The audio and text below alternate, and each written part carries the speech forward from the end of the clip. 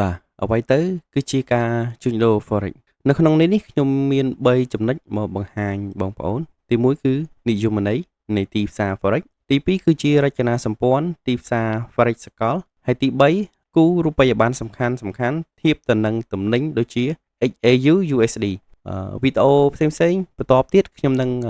បង្ហាញអំពី XAU USD ថាតើមានន័យថាម៉េចឥឡូវខ្ញុំនិយាយអំពីនិយមន័យនៃ Forex មុនសិន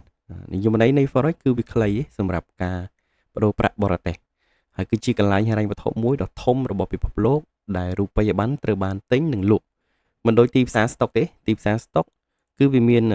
ផ្សារកណ្ដាលរបស់វាមាន exchange កណ្ដាលរបស់វាដែលគេហៅកាត់ថា Nasdaq ឬក៏ NYSE ហើយសម្រាប់ Forex វិញវាបើក24ម៉ោងលើ24ម៉ោងក្នុងរយៈពេល5ថ្ងៃហើយសម្រាប់ stock វិញគឺវាបើកតែម៉ោង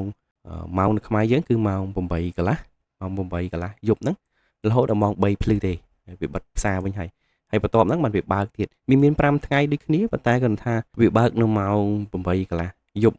ម៉ោងនៅយើងហ្នឹងហើយនឹងរហូតទៅដល់ម៉ោង3ភ្លឺទេបាទឥឡូវយើងចូលចំណុចមួយទៀតគឺរចនាសម្ព័ន្ធទីផ្សារ Forex ជាសកលឬក៏យើងអាចហៅបានថា Global ជាភាសាអង់គ្លេសដោយបងប្អូននឹងស្រាប់ហើយថាទីផ្សារ Forex គឺវាសកម្មឬក៏យើងអាចនិយាយថា active នៅក្នុង24ម៉ោងរយៈពេល5ថ្ងៃក្នុងមួយអាទិត្យ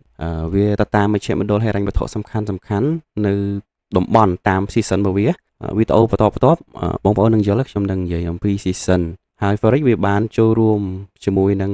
season 4ទី1គឺ Sydney ហើយបន្ទាប់មកគឺ Tokyo បន្ទាប់មកទៀតគឺ London និងចុងក្រោយគឺ New York ហើយអ្នកចូលរួមផ្សារវាមានចាប់ពីធនាគារទៅហើយនឹងស្ថាប័ននានារហូតទៅដល់មូលនិធិការពារហានិភ័យសាជីវកម្មឬក៏អង់គ្លេសគេហៅថា hedge fund និងពាណិជ្ជករលក់រាយហ្នឹងខ្ញុំប្រែមកខ្មែរទេលក់រាយគេហៅថា retail trader ដូចជាយើងអ្នក trade មួយហ្នឹងគេហៅថា retail trader ហើយបាទឥឡូវយើងចូលមកដល់ចំណុចមួយទៀតគឺគូរូបិយប័ណ្ណសំខាន់ធៀបទៅនឹង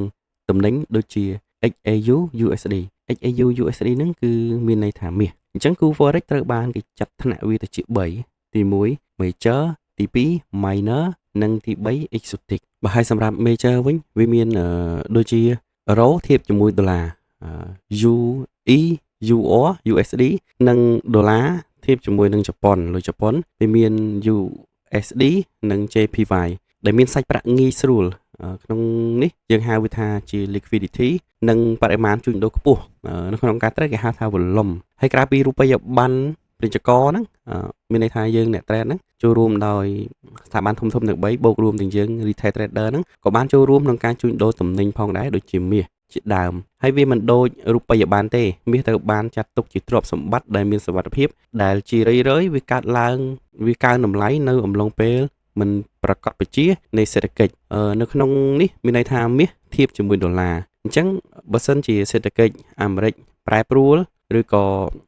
ព័ត៌មានពេលដែលចេញព័ត៌មានមានការប្រែប្រួលមាសនឹងប្រែប្រួលតម្លៃទៅតាមនឹងដែរ